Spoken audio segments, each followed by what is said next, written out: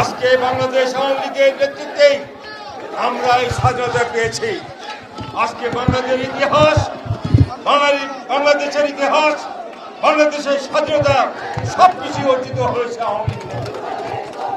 আর স্বাধীন বাংলাদেশে আজকে বাংলাদেশ দেশ থেকে উন্নয়নশীল রাষ্ট্র হিসাবে আন্তর্জাতিকভাবে স্বীকৃতি পেয়েছে। সেটাও হয়েছে বাংলাদেশ আওয়ামী লীগ নেতৃত্বে জাতির পিতা বঙ্গবন্ধু শেখ রহমানের কন্যা শেখ হাসিনার নেতৃত্বে। এই বাংলাদেশ আওয়ামী লীগ যতদিন থাকবে এই বাংলাদেশের মানুষের ভাগ্য পরিবর্তন করার জন্য কাজ করতে হবে। এই বাংলাদেশ আওয়ামী লীগ প্রতিষ্ঠা হয়েছে এই জাতির ভাগ্য পরিবর্তনের জন্য। এই আওয়ামী লীগ সারা জীবন দেশের জনগণের কল্যাণের জন্য কাজ করে যাবে। বন্ধুরা আমার, আজকে র্যালি পূর্ব সমাবেশ থেকে আমি শুধু আহ্বান জানাবো, এই আওয়ামী লীগকে ধ্বংস করার জন্য অনেক চক্রান্ত করা হয়েছে।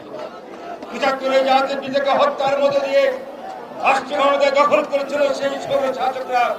তারা ভেবেছিল এই আওয়ামী লীগকে নিশ্চিহ্ন করতে পারে নাই। এই আওয়ামী লীগ আবার জেগে উঠেছে জাতির পিতায় জন্মেছে শেখ হাসিনার, জাতির পিতার কন্যা জন্মেছে শেখ হাসিনার নেতৃত্বে। এই বাংলাদেশ আওয়ামী লীগ এই বাংলার মাটি, বাংলাদেশের স্বাধীনতা, বাংলার পতাকা যতদিন থাকবে ততদিন বাংলাদেশ আওয়ামী লীগ এদেশের মানুষের কল্যাণে কাজ করে যাবে।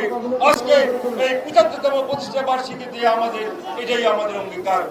আমি আমার আজকের এই সমাবেশের মধ্য দিয়ে গোটা দেশবাসীকে আহ্বান জানাবো, আসুন আমরা এই দেশের মানুষের ভাগ্য পরিবর্তনের জন্য এই দেশের মানুষের আবেগ অনুভূতির দল বাংলাদেশ আওয়ামী লীগের পতাকা দলের ঐক্যবদ্ধ হয়ে যদি শেখ হাসিনার নেতৃত্বে আমরা দেশকে আরো এগিয়ে নিয়ে যাব, এটাই হোক আমাদের সবার অঙ্গীকার। জয় বাংলা, জয় বঙ্গবন্ধু।